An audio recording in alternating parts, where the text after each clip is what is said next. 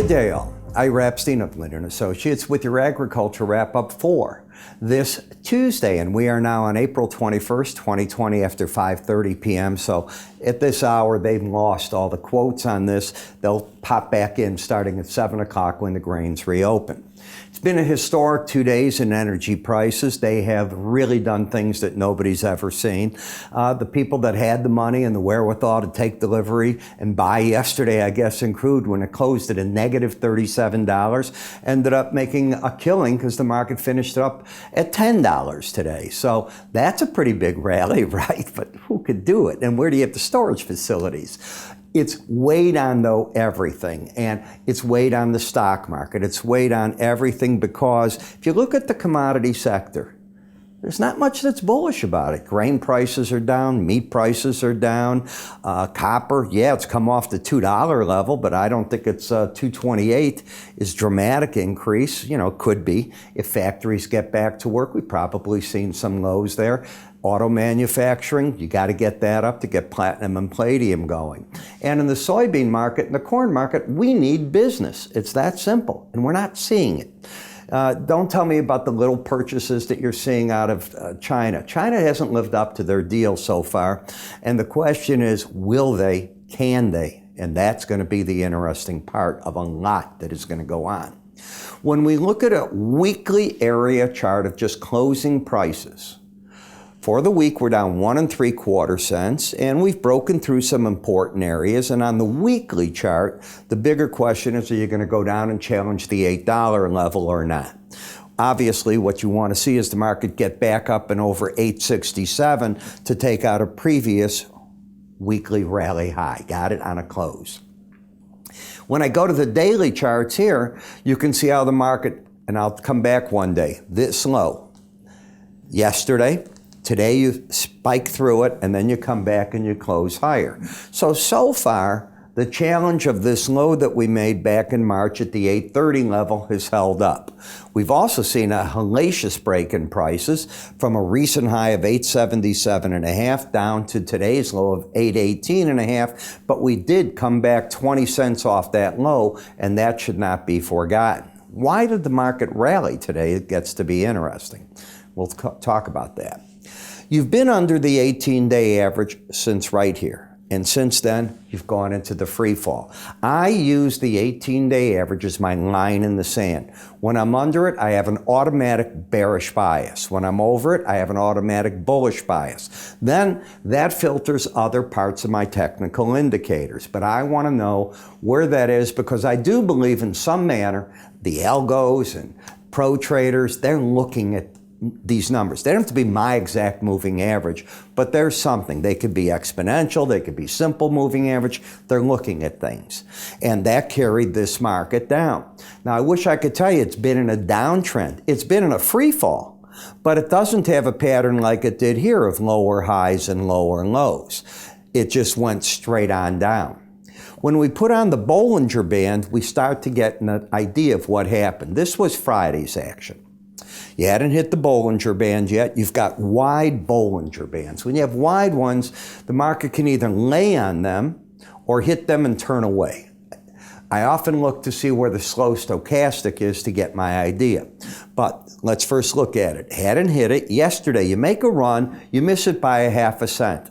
I think the pros probably started saying enough at the end of the day. That's pretty close. I'll take some money off.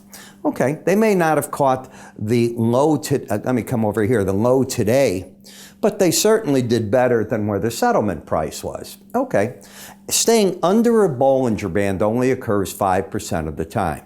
So this gets what I call the excessive look. What I really think they looked at was the combination of the Bollinger Band being, of the slow stochastic being embedded in that number. And now the question is, if the market in the red line pops over 20 and stays over 20 on a close, has the market worn out this fast break in the market? If that occurs, you might make a run back to the 18-day average. If it doesn't occur, this is no more than a bounce that could give us a trade top here to hit the market, in other words, for the sellers to come out again. In the meal market, I have my doubts it's going to get down to the lower Bollinger Band. I'd like to see it because you have the embedded reading and it's not even flirting with being lost. The trend in this has been a lot easier. You've had lower highs, 3 of them, lower lows, you got under these averages, and you had a bearish crossover. This is when the red line, the 18-week average, got under the 100. A lot of formulas pick it up that make up trading, traders that have experience. That's another bearish catalyst, and it certainly worked. But you had a big outside day up today. Warning sign, you may have exhausted yourself to the downside. This still rules the day, but I pay attention to outside days. Soy oil, we were looking just yesterday. Would the market get to the lower band? It missed it by 3 ticks, oversold. I think the pros were covering, and I still think they did. The pattern now in the market, I think you can now say and remove that and say you've got lower highs. I should have taken that off, and lower lows. Therefore, it's bearish again. It's too oversold, though, for new selling to take place, in my opinion. Embed, and that's different. Embed would be looking like that. Then I'd have a different attitude on it. But you don't have that. So I think a lot of money's coming out of those shorts. In the corn market, you've made the first run again in a while at the lower Bollinger Band. That's where I think the pros covered today. And we'll see what happens. It closed over that number at 317.25. The bear play is not over. You still have the embedded reading, and you never fight an embedded reading. As long as it's embedded, I expect in this 330 area, whatever up there, for the bears to be there, waiting on the market. In other words, I don't have to be at that number, but it'll be in that zone that I think that they'll be waiting on this number. In the wheat market, untradeable. That's the best way I can call it. Markets that have these type of vertical moves, nah, you're not going to catch them. Those are 40 cents in 48 hours. You got to be a picker on the bottom, a picker at the top. Nobody can do it. Don't get me wrong, I assume there's somebody in the world, but most traders cannot do that, and they don't want any part of that. They want trends. Sugar's been trending to the downside. We see that each time it's gone to the 18-day average, it has gotten more bearish. When we talk about riding a Bollinger Band, this is a classic case of it, by the way, and it's often accompanied by an embedded reading. See that? And that's what happened there. You don't have that now. You have an oversold market that hit the band. I think the pros took money off the table today. In the coffee, downtrend, oversold, first time you've hit the Bollinger Band since way back here. What do you think I would tell you? I think the pros are taking money off the table. And yes, they had a bear trend going here right through there. The risk, well, it was not easy because the markets have been so volatile that the risks are bigger than normal. But in this area, you'd have to risk up to the 121.85 area. The goal is the lower Bollinger Band. You're still not oversold at this point. Now you hit it. You hit that number. I think they go to the hills. In the cattle market, there is no trend. The market's flattened itself out. You have a pattern of lower highs and higher lows. You keep coming back now to the 18-day average, and you're trying to narrow in the trading range. That's why that's getting the higher lows and the lower highs.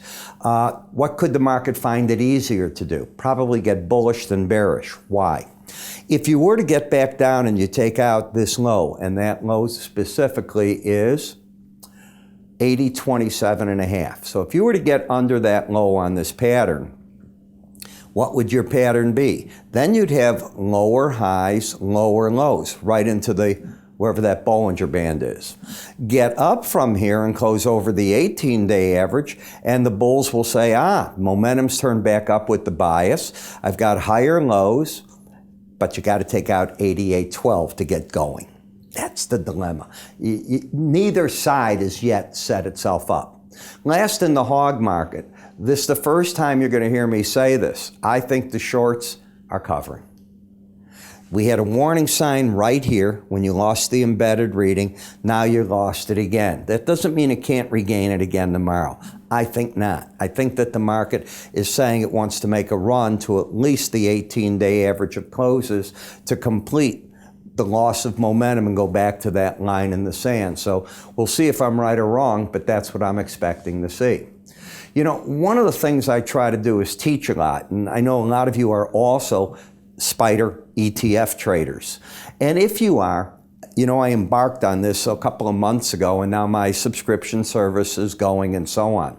At 4 to 4:30 in the afternoon, I record a video, the way I do for my morning subscriber video, just for the spiders and ETFs. I cover the most popular ones there. I'm going to be holding webinars with them, and I'll be going back to the webinars in the futures as well, especially since we're all locked in right now. But I'm going to cover that with technical analysis, and this is what I do from 4 to 4:30, some of the fundamentals, give you a warning of what's coming up, any major reports, and then the idea is to give you some confidence as to what I'm seeing, and maybe that helps you with your confidence. These are all the sectors that I cover. All the major spiders, the stock indices, the metals, TLT for the interest rates, the currencies, and of course the energies, which are so important. So I put that together, give you more information on that, and try to get you to the point where you're comfortable if you're a spider ETF trader. How do you find out more about it? Simply go to our website, www.iraepstein.com. You'll see it right there. It explains how the whole thing works. Pretty simple. And I also have my morning subscriber video information there should you want to subscribe to that. I'm Ira. You have a good day, and I'll see you all tomorrow.